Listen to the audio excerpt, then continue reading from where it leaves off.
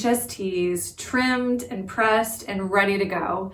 The next step is to sew them into rows. So you can see in this gather quilt, we have rows of half square triangles that come together and they're built asymmetrically. But before we can start building our quilt, we have to sew our rows together. So there's no major trick to that. I don't think you need a video. Just pay attention to the direction of the half square triangles. So sometimes they're going one way, then they rotate the other way, just to add some visual interest to the overall design. If you mess that up, it doesn't matter. It's not going to affect your build at all. Because these are squares, they're the exact same size no matter how you rotate them. If you want to make your quilt look just like the sample that I've made that's in the pattern, then pay special attention to how the rotation is working, you know, in the row. But again, if you get a whole row sewn together and you're like, ah, I messed it up, you don't have to rip it apart. It's up to you. It's really up to you and how your brain works. Okay, so let's just say your rows are done, your rows are finished. The next thing we're gonna do is, where's my bottom? Is we're gonna start with our center base triangle, our base triangle. Here we go. That guy right there. So we're gonna build that together, and then we're gonna build a bunch of rows, and then we're gonna skip, and we're gonna all of a sudden have a finished quilt top that we're gonna trim together. So in this video, we're gonna build our base triangle. You're gonna see how I sew things together, how I press, how I trim, and then I'm gonna build it all up, and then we're gonna trim together. So let's do it. So now at this stage, we have all of our half square triangle rows sewn together. So if you were looking at the pattern, we are now on step 3 of quilt assembly. This is page, let's take a look. This is page 7 of your pattern. This right here probably looks familiar. This is what your base triangle is going to be. So your entire quilt top is going to build off of this base triangle. Let's see here. We have our very first row. This is row A. You'll recognize that. It's just 2 HSTs. We have 3 triangles and then 1 little single HST. Okay, so my first step in step 3 is to look at figure 12. Now figure 12 is going to have us, I'm going to just kind of push those off to the side, is going to have us sewing these 2 pieces together. Now, if you've ever worked with triangles, you know you have little stinkers right here, these little tips that get kind of confusing if you don't know which side of the triangle to line up. So if you look at figure 12 in your pattern, you flip right sides together, and we're gonna line up this top corner of our triangle right here. That's where we're gonna line up our edges. And then we're gonna have our little tail, our little extra bit right here, kind of off to the side. So I'm gonna put a pin right here, but maybe I should just do it. I'm gonna put a pin right here, and okay. And then I'm gonna sew my 1/4 inch seam along this edge, and I'll come right back. So now we're back. I have my little tail. Now this wasn't a perfect 1/4 inch hanging off, because when you get into side setting triangles, sometimes it's neater math, like it's easier math if you just kind of round up. So we cut these squares at 6.5 and then slice them in half. And that didn't give us exactly a 1/4 inch overhang, but it's totally fine because we are going to trim it all off at the end. So looking at figure 13, now it's time to sew this triangle. So right sides together, we're gonna line up this edge right here. So I'm gonna sew my 1/4 inch seam. Oh wait, what did I say? Yeah, I'm gonna sew my 1/4 inch seam right along here, so I can take my pin and I can pin it. I do like to pin. I think that does keep things really nice and aligned. I'm gonna sew that, and then I'm gonna come right back. So one thing I want to draw to your attention is that I pressed my seams to the side. In both cases, I pressed away from the HST.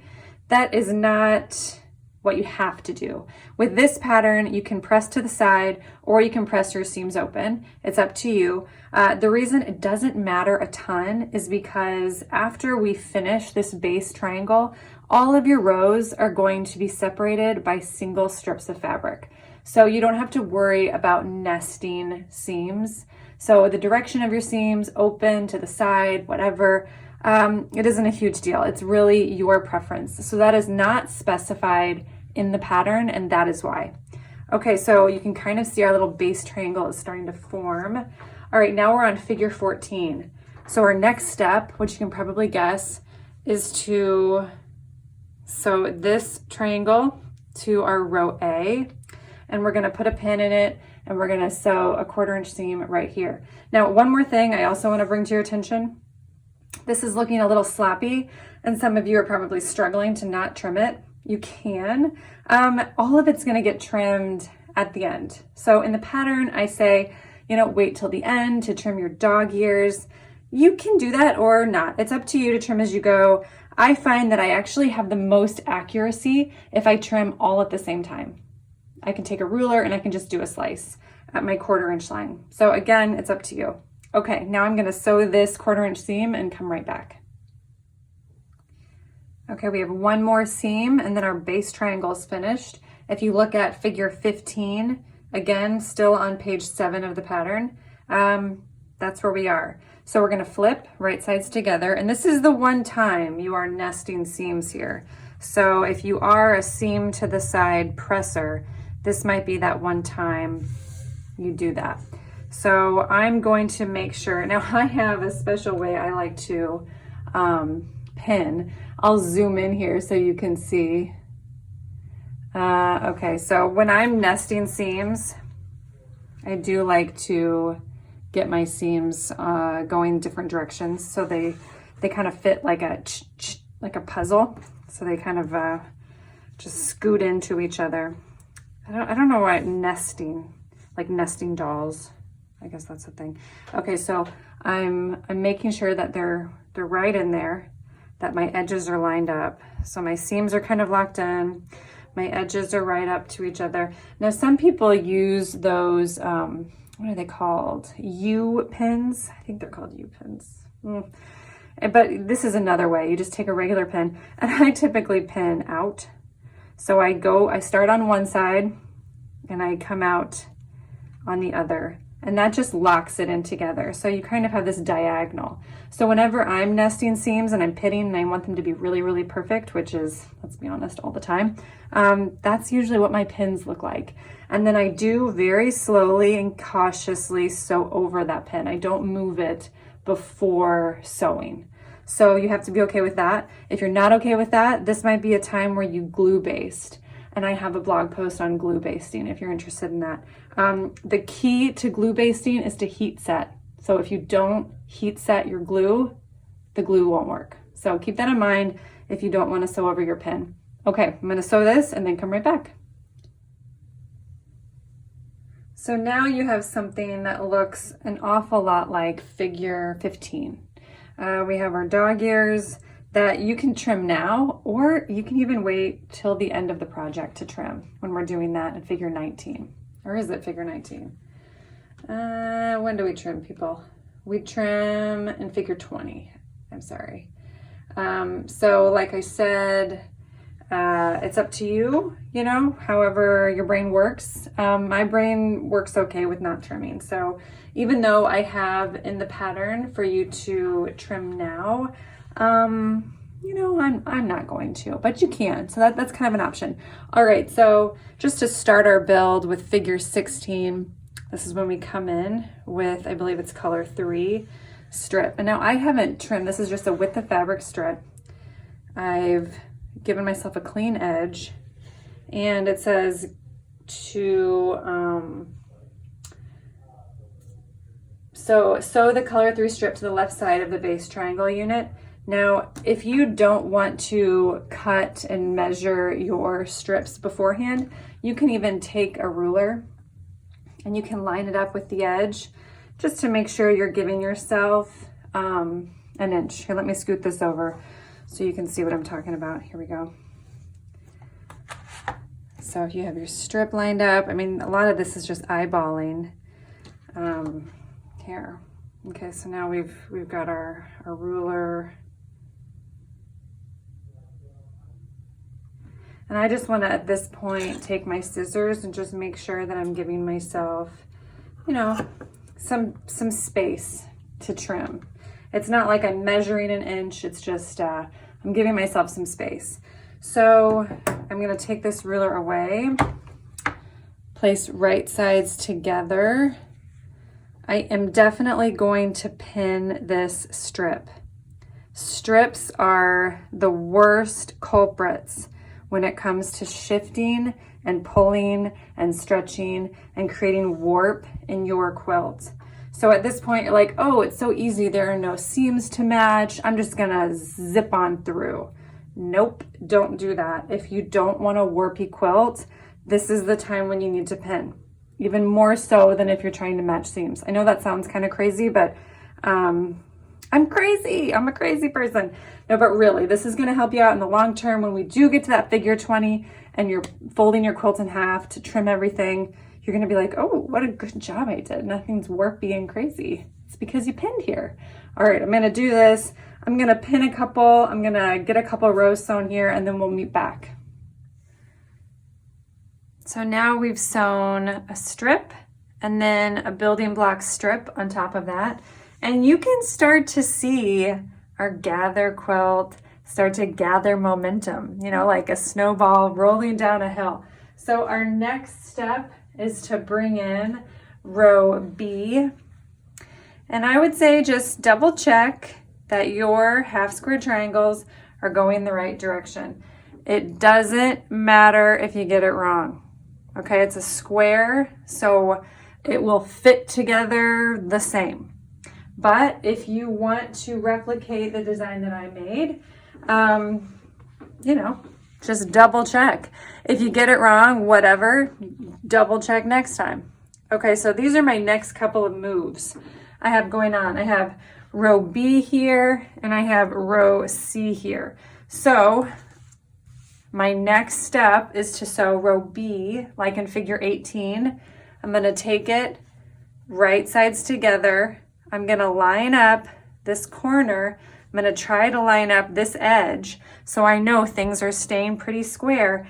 And always, always, always, I'm gonna pin. I'm gonna pin and then I'm gonna sew my 1/4 inch seam. I'm gonna press, and you know how much I love to press with my tailor's clapper. If you don't know what I'm talking about, at susiequilts.com, I have a tutorial on how I like to press. And then after that's pressed, I'm gonna come in with my row C, like this. I'm gonna place right sides together. I'm gonna flip it, I'm gonna pin it, and I'm gonna keep building. It goes HST, HST, strip, strip, HST, HST, strip, strip. And we do that until we're done, until we're at our corner setting triangles. So you do this for a while. Be sure, I'm not gonna show you, be sure you look at figure 19 if you are making the throw, the twin, or the queen, okay? If you're making the baby, this doesn't apply to you, but the last few parts of the quilt top are centered, they're not built. So do you see how you put this row down and then you build this row on top of that row? The last handful of rows are not built that way. They're literally their own separate units that you can just make and then sew to the corners. So pay special attention to that diagram on page 8. It's figure 19. Okay, so I'm gonna actually just sew my entire quilt top. And next time you see me, we're gonna be trimming this baby together. You got this. So we did it. We made our gather quilt top, and I'm here on the floor, and it's kind of a weird shot of me in the distance on the floor, but I wanted you to see how I set things up when I'm ready to trim. So this is the final stage in making this gathered quilt top. We've sewn all of our pieces together row by row, stacking from the bottom all the way to the top.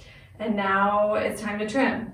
And from what I've heard from people who have made this quilt is that this part of the quilt process can be scary because you put so much work into something and all of a sudden it's time to cut parts of it up. But I promise you, this is not as scary as it might feel. And as soon as you do it once, you'll be like, oh, that's not so bad. So get something comfy on because you are going to be crawling around on the floor. I'm going to put my hair back because I'm going to have my hair in my face if I don't. So it's best that I just have it out. I'm going to grab my cutting mat, my long ruler, and my rotary cutter. And I'm going to do this trimming here on the floor.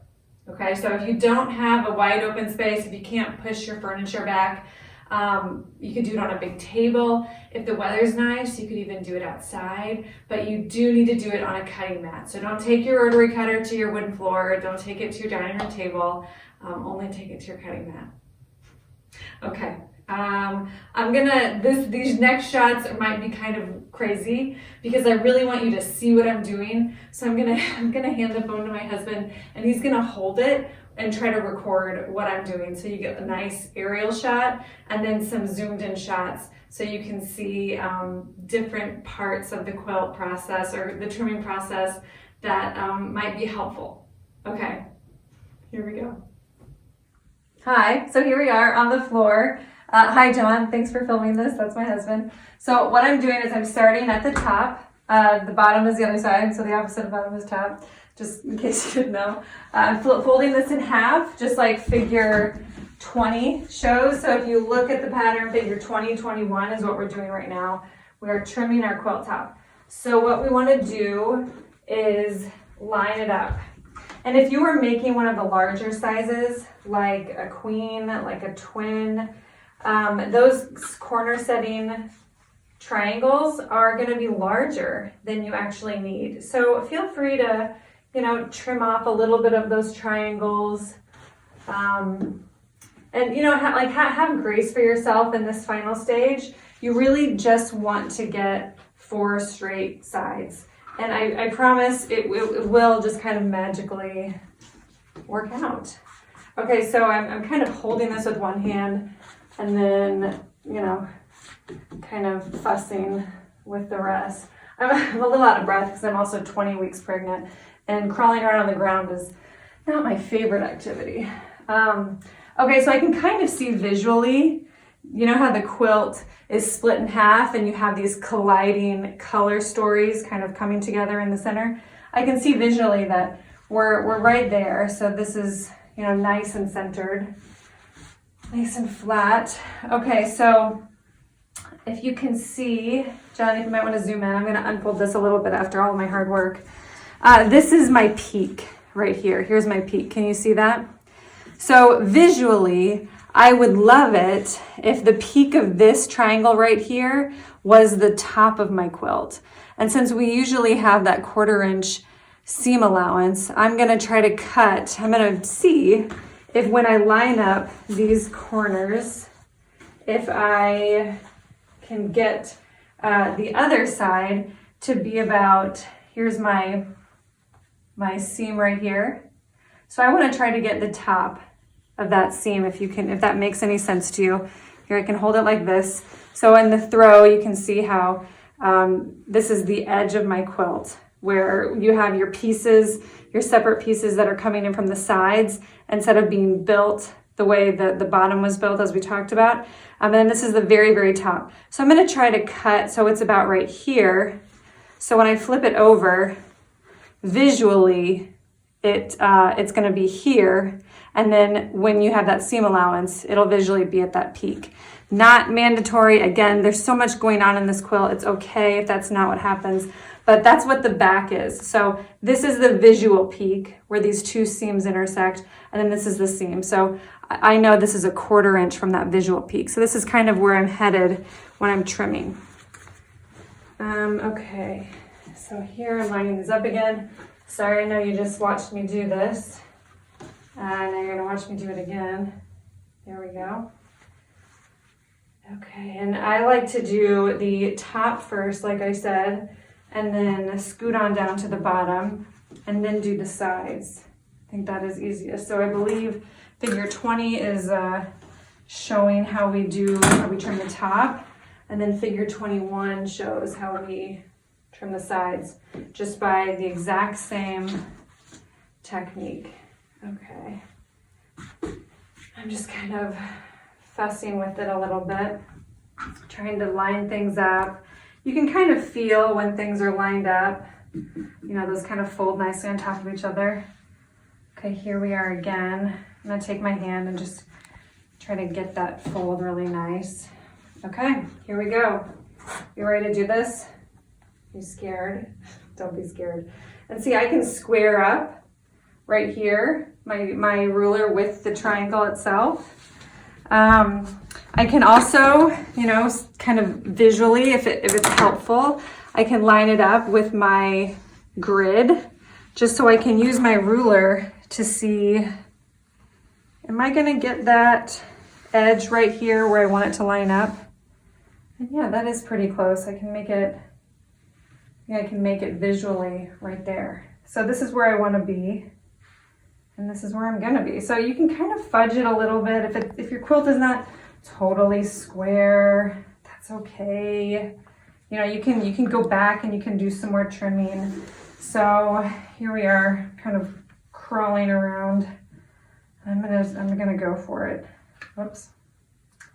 Let's see here. And because I didn't spend a ton of time unfolding it, this isn't lining up perfectly, but I really do think it is pretty squared up. Okay, I'm gonna make this scary cut on the floor. Okay, here we go. One last cut.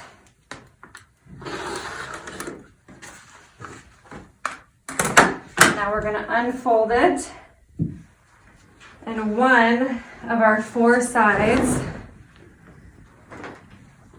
is nice and trimmed. So like I was talking about, here is that visual point, and I gave myself a nice 1/4 inch seam allowance right here. Just so, you know, when it comes time to binding, it'll visually just be right there. And like I said, it's not totally necessary. If you miss it, no big deal. If you chop in a full inch, again, no big deal. There's so much going on in this quilt, that's fine. But that is a nice visual marker that you can give yourself when you're going from corner to this marker when trimming. Okay, so the next step is to fold it again and do the same thing on the bottom. So we've trimmed the top and the bottom, and I've now refolded my quilt top so that those 2 clean edges are lined up. And on top, I wanna make sure that I have my corners. Do you see these nice corners? Because that's still gonna be a really consistent guide mark for me to make sure that my trimming is nice and square. So I have my corner on this side, and then over here, my squeaky floors. I have my corner on this side. And so when I'm ready to trim this side, I'll move my cutting mat over because I don't want to cut on my floor. Okay, so what I'm gonna do is get my ruler, and you know what you can do? Here's an idea. So I apologize for my camera work in this shot. So I'm gonna try to line up the edge, the perpendicular edge, and the vertical edge of my ruler so that I know things are square. And do you see how my ruler does not go all the way up to the top? You can use the grid lines of your mat. You can kind of fold back the quilt top and try to line it up with the grid lines of your mat. Or if you have 2 long rulers, this is even better. You can butt them up on top of each other, just like this.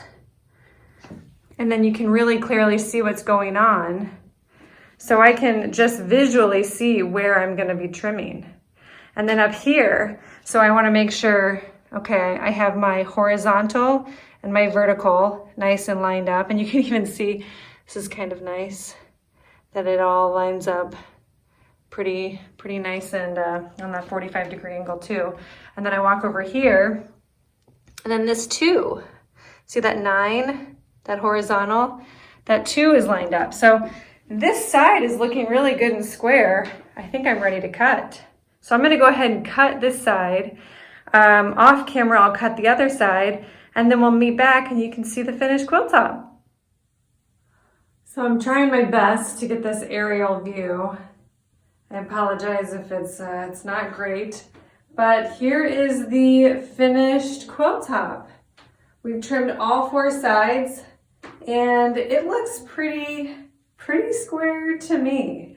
So it takes about, I'd say, block off 15 minutes on your floor. You know, sweep your floor, push away your furniture, lock the door, don't let the pets inside, and trim those 4 sides, and then your gather quilt is complete. Ta-da!